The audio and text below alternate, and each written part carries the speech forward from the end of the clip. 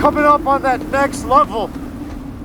Hey everyone, welcome back to your nerdy show. I'm your host, Spoiler Master. Okay, stop what you're doing because we need to talk about episode 7 of Silo season 3. Like, seriously, what just happened? If your brain is completely melted right now, don't worry, you are definitely not alone. Between killer drones, secret memory drugs, and literally finding the exact spot where the silos are being dug out in the past, this episode was absolute peak Silo. So, grab a drink, get comfortable, and let's break down that ending, explain what's actually going on, and dig into where this wild story is heading next. I know I said you had until dawn.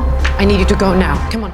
The suicide mission outside. Alright, let's start with what went down in Silo 18. Things are moving fast now. Juliette realizes they can't wait until dawn like they originally planned. Why? Because Robert dropped a massive bomb on her. Judicial has introduced vitamin D into the water supply. And no, it's not to help with bone health. It's a memory suppression drug. People are literally going to start forgetting this entire silent rebellion ever happened if they don't act now. So, Juliette sends Lukas and Kennedy out into the toxic wasteland towards Silo 17. The mission? Save those trapped kids and retrieve the blueprint layout so they can figure out how to disable the safeguard protocol for good. And for a second, it's almost peaceful. Kennedy is whining like usual, but Lukas is actually looking up, seeing the stars for the very first time. It's this really beautiful, quiet moment, until, of course, the show rips our hearts out. As they get close to Silo 17, this loud buzzing sound kicks in, guns start blazing out of nowhere, and the radio cuts to static. Back in Holding 3, everyone panics. Juliette is devastated, but then we cut to Camille stepping into the vault, and the algorithm cold-bloodedly informs her that Lukas and Kennedy have been neutralized.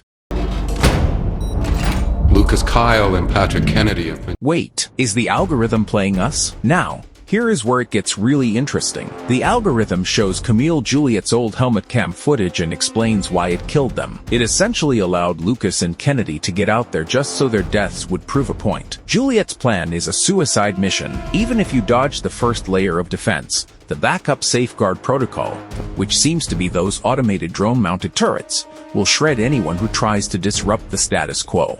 The algorithm sends Camille to threaten Juliette, basically saying, "Stop trying to reach Silo 17, or bad things happen." Camille even shows up with a gun on her hip, ready to put Juliette down if she refuses to back off. Juliette manages to talk her down, but here's the twist that blew my mind later in the episode. While Teddy and the crew are literally seconds away from blowing up the safeguard poison pipes inside Judicial, a radio transmission comes through. It's Kennedy. He's alive. He grabbed Lukas's helmet, radioed Martha, and says the kids in Silo 17 are okay too.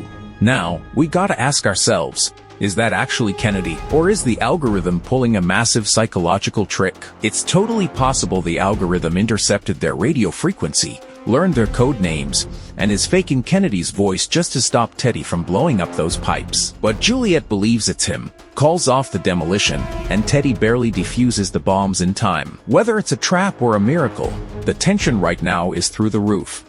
They had me on those drugs so long I wasn't sure I'd ever remember a single soul. Memory wipes and high stakes. Meanwhile, Bernard takes Juliette to see Gloria. Remember her from season 1? The flame keeper whose memory was completely scrambled? Gloria has the diary of a porter named Mission, who lived in the silo 140 years ago and blew up the stairwell during a previous rebellion. And Bernard reads a passage that reveals something terrifying. When the memory suppression drugs kick in at full force, it's not just mild forgetfulness. People lose their entire identity. It causes total psychological chaos, to the point where people straight up end their own lives because they can't handle the confusion. Bernard is basically telling Juliette, look, if we blow up Judicial to stop the safeguard, some innocent people in the neighboring levels might die from leaking poison gas. But if we do nothing, thousands of people are going to lose their minds and destroy themselves anyway. It's a classic, brutal trolley problem. Do you risk hundreds of lives now to save 9,000 later? Juliette hates it, but you can see the crushing weight of the choice breaking her down.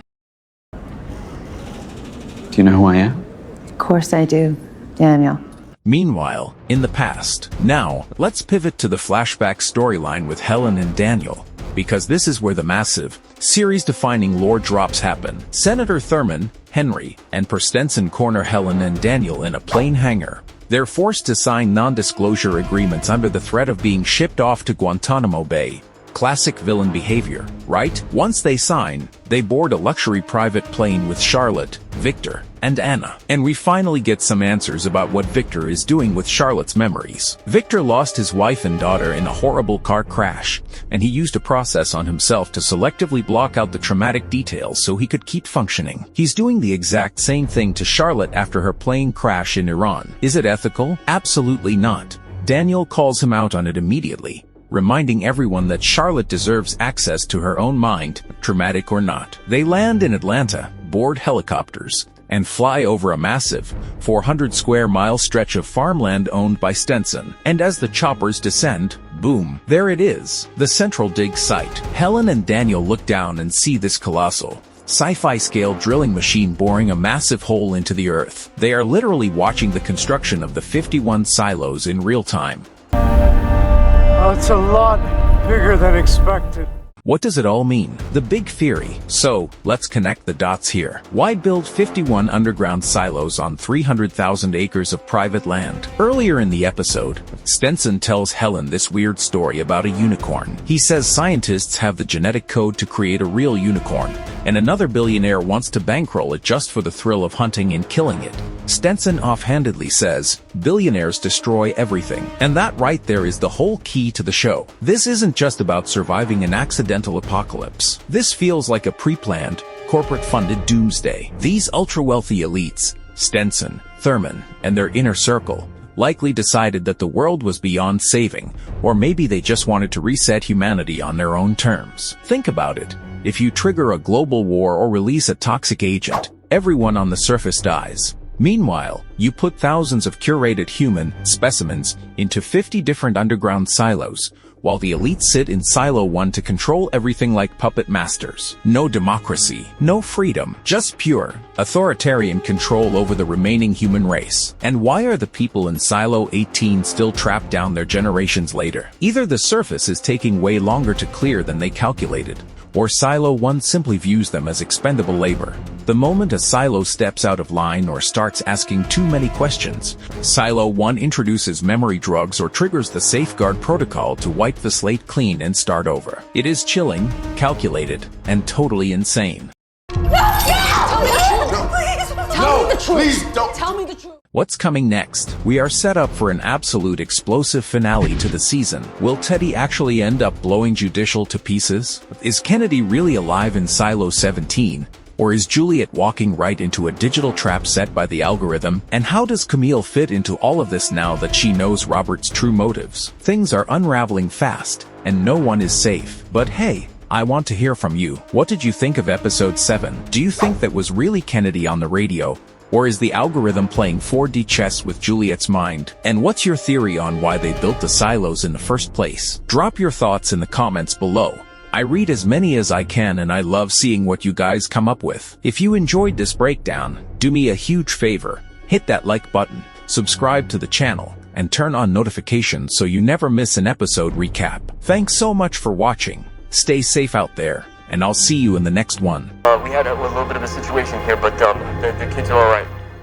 No, what the heck, I'll laugh anyway.